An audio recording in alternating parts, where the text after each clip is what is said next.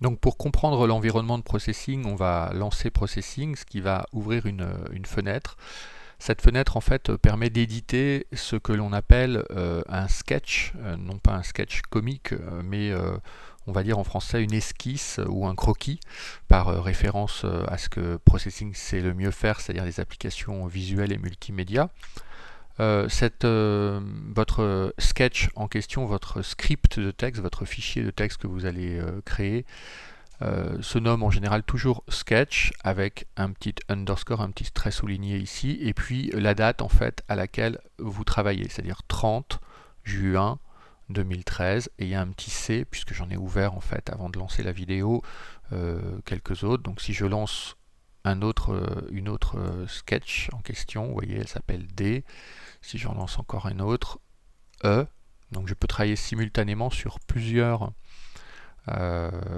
scripts différents. Et si je veux, je peux simplement faire sauver et ça va sauver en fait mes sketchs directement sur mon disque dur.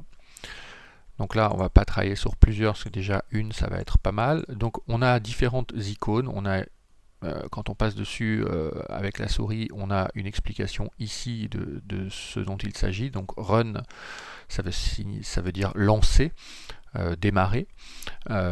Stop, ça veut dire arrêter. New, c'est pour lancer, ouvrir un nouveau fichier de programmation. Ouvrir, pour ouvrir un fichier que vous avez déjà créé.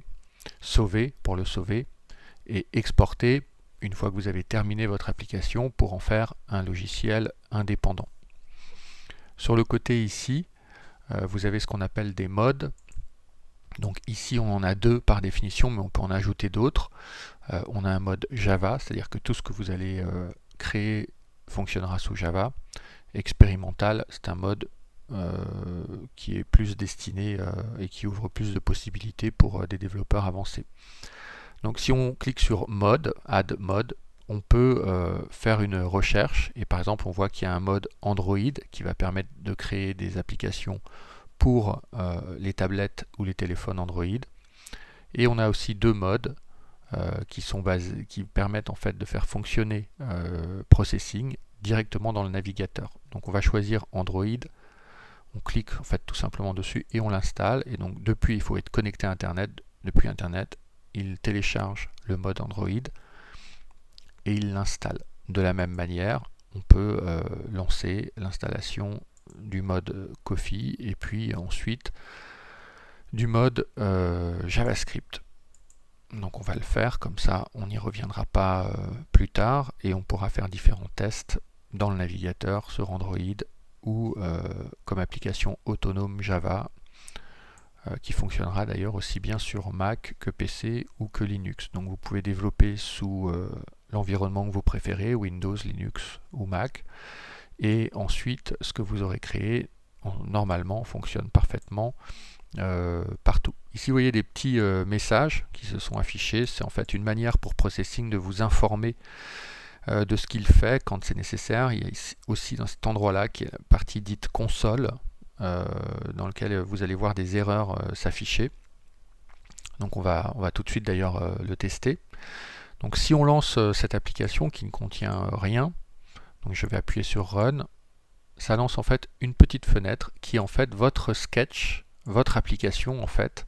Donc elle a une taille par défaut et c'est dans ce petit carré gris que vont s'opérer les animations que vous allez réaliser. Bien sûr, la taille de ce carré, de ce canevas, en fait, on appelle ça un canevas, comme une trame sur laquelle on va pouvoir dessiner.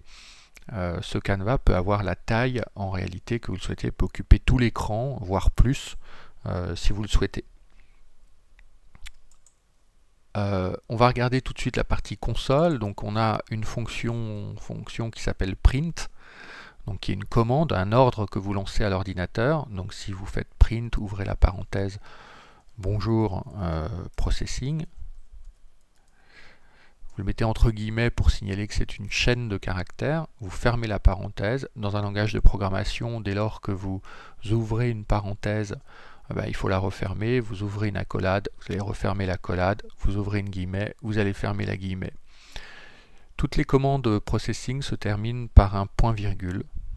Donc Donc ça permet en fait à Processing en interne de savoir qu'il s'agit d'une commande autonome entière et que derrière ce point virgule, il va devoir reconnaître une autre commande.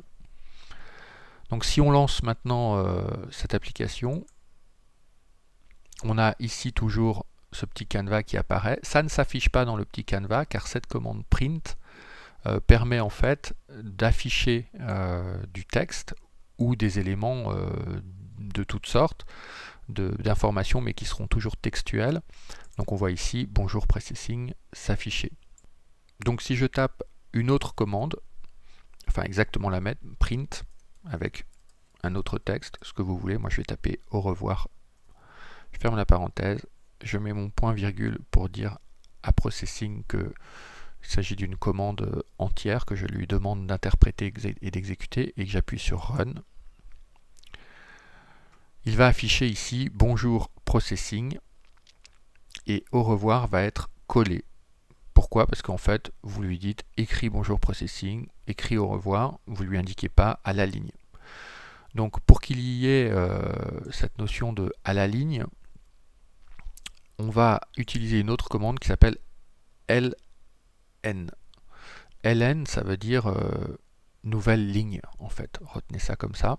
Donc si maintenant on lance ce script, on voit qu'il y a écrit bonjour Processing à la ligne au revoir.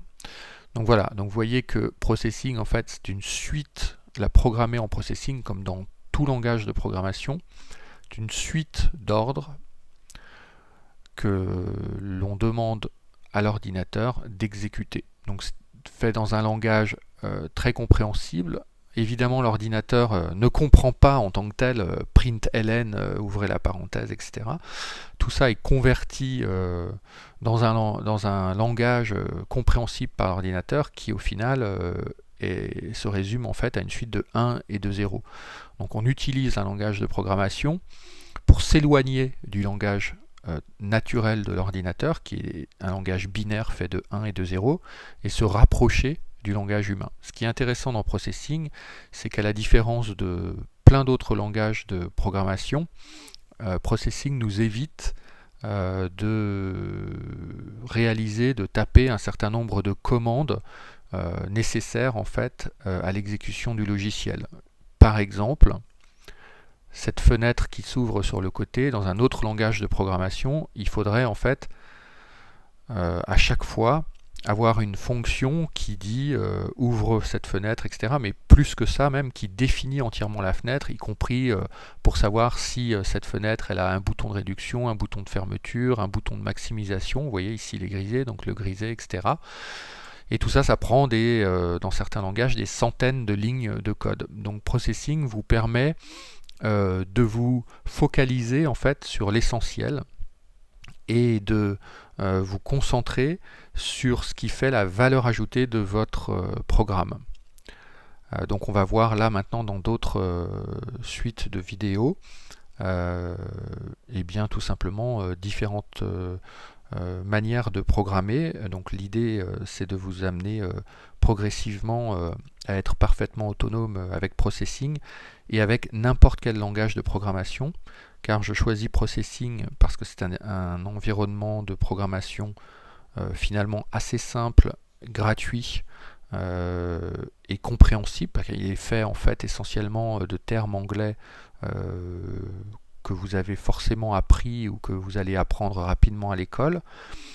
Mais évidemment la logique qui se trouve derrière cette programmation peut être plus tard réutilisée dans des environnements de développement plus complexes. Cela dit, si vous passiez votre vie à utiliser seulement Processing pour développer des logiciels, vous pourriez développer des logiciels extrêmement complexes, extrêmement puissants, extrêmement rapides, comme je vous le montrerai au travers de sites que je vous inciterai à découvrir plus tard. Voilà, à plus tard, à tout à l'heure.